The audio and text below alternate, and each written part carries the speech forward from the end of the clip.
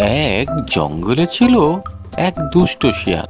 সে নানাক্ষণই বাঘের পিছনে লেগে থাকতো আর বাঘকে শুধুই বিরক্ত করত। আজকে মামাকে জব্দ করব। ওর সাথে তো শক্তিতে পারবো না, তাই বুদ্ধিতে ওকে সাহায্য করতে হবে। হ্যালো, আরে বাঘনে শিয়াল, আজকাল তো তোকে দেখাই যায় না। আরে মামা নাকি? তা কেমন আছে মামা? আরে বাঘনে, মনটা আমার খুবই খারাপ। এই সারাদিন বনে বনে করে একটা শিকারও পেলাম না। বোধহয় আমার পেটটা চৌচু করছে। আরে মামা, বাগনে থাকতে তোমার এত চিন্তা কিসের? হ্যাঁ, বলো কি, চিন্তা করবো না? মামা, তুমি খাবার নিয়ে একদম চিন্তা করো না। ভালো হয়েছে তোমাকে এখানে পেয়েছি। আমাকে কেন? আরে মামা, আজকে আমার বাড়িতে ভোজের আয়োজন করেছি, তাই আমার বাড়িতে তোমার দাওয়াত। তোমার বাড়িতে আমার দাওয়াত? হ্যাঁ মামা, চলো, যাবে আমার সাথে? হ্যাঁ, অবশ্যই যাব। হ্যাঁ, কিন্তু মামা আমি এখন যাই, আমাকে তো আবার অনেকেরই দাওয়াত দিতে হবে। তুমি কিন্তু মামা ঠিক টাইমে এসে পড়ো। আমি তাহলে গেলাম। হ্যাঁ হ্যাঁ, ঠিক আছে ঠিক আছে, যাও। আমি তাহলে ঠিক মতো চলে আসবো। আর আমি একটু প্রস্তুতি নিয়ে আসি। বাঘ, হ্যাঁ আচ্ছা, হ্যাঁ আমাকে পেলে তো। ভালোই হলো। আজ এই শিয়াল পাখির বাড়িতে গিয়ে এমন খাওয়া খাবো যেন 7 দিন আর না খেতে হয়।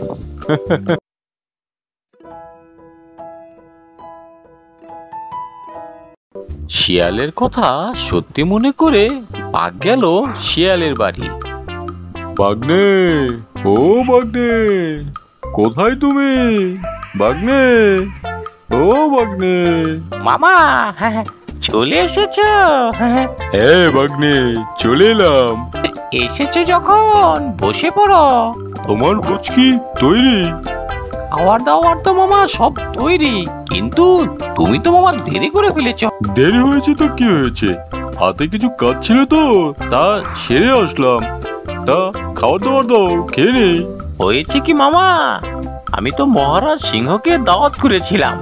মহারাজ সিংহ এসে দেখে তুমি নেই, তাই মহারাজ রাগ করে এখান থেকে চলে গেছে। এখন মহারাজকে ছাড়া কি করে খাবার দেই তুমিই বলো। রাগ করেছে? তোমার মাথায় তো অনেক বুদ্ধি। তুমি শিয়াল পণ্ডিত, তুমি মহারাজ সিংহকে বুঝিয়ে নিয়ে এসো না, নইলে তো বোঝ শুরু করা যাচ্ছে না। আর আমার অনেক ক্ষুধা পেয়েছে। ঠিক বলেছো মামা। হ্যাঁ, আমি গিয়ে মহারাজকে অনুরোধ করি, যদি সে রাগ ভেঙে আসে। ঠিক আছে, যাও বাগনে, হ্যাঁ একটু তাড়াতাড়ি এসো। ঠিক আছে, দেখি মহারাজ যা রাগ করেছে সেই রাগ ভাঙাতে পারবো কিনা কে জানে। হ্যাঁ হ্যাঁ, একটু যাও, জলদি যাও, খিদায় তো আমার পেট চোচো করছে। মামা তুমি এখানে থাকো, আমি মহারাজকে বুঝিয়ে সুজিয়ে নিয়ে আসি। হ্যাঁ, তুমি থেকো কিন্তু মামা। তুই যা, আমি আছি এখানে। ঠিক আছে, আমি এখানে থাকি, আজকে পেট পুড়ে খাবো। শিয়াল চলে গেল। বাঘ সারাদিন অপেক্ষা করতে করতে সারাদিন পেরিয়ে গেল, কিন্তু শিয়ালের ফেরার কোনো লক্ষণ নেই। আমার তো এখন পুরো সন্দেহ হচ্ছে, শিয়াল তো আমাকে আবার বোকা বানিয়ে চলে গেল না তো? এতক্ষণ আমাকে অপেক্ষা করে রেখেছে।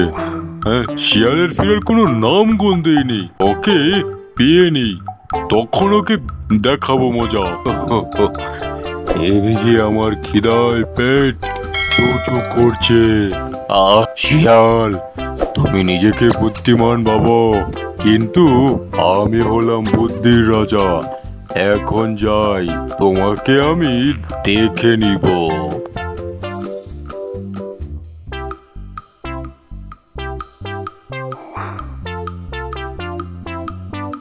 কিছুদিন পর বাঘ অপেক্ষা করছে শিয়ালকে জব্দ করবে বলে। তাতে তার সাথে দেখা হলো শিয়ালের। খুশিতে বাঘ হালুম করে ডেকে উঠলো, হালুম। আরে বাঘ মামা যে সামনে, হ্যাঁ এখন কি যে করি? বাঘ মামা যে। আরে বাগনে, আরে এদিকে এসো এসো। আসছি মামা। আমি তো তোমাকেই খুঁজছিলাম। আসলে কি হয়েছে মামা জানো? আহা, বলতে হবে না। তা তুমি আছো কেমন বলো?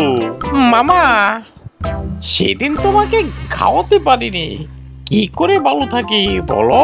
আরে ওইটা কোনো ব্যাপারই না। তোমার বাড়ি আর আমার বাড়ি একই কথা, তাই না? এক জায়গায় খেলেই হয়, একসাথে খাওয়াই হলো আসল কথা। কিন্তু মামা।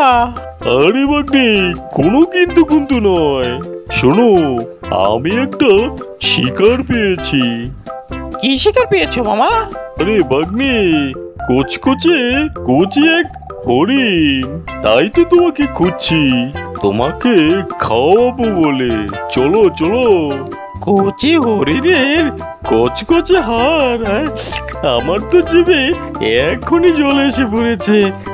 আসারই কথা, আমার এক্ষুনি বাড়িতে চলো। ঠিক আছে মামা, হ্যাঁ চলো চলো। হ্যাঁ হ্যাঁ, চল চল। এসো বাগনে, এসো এসো। হ্যাঁ বাগনে, তুমি এখানেই দাঁড়াও, আমি গিয়ে ভিতর থেকে হরিণের কচি হাড়টা নিয়ে আসি।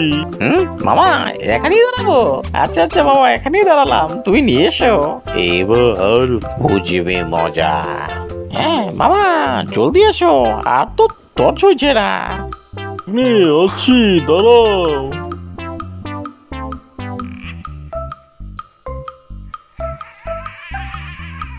খাও খাও বাগনে, খাও।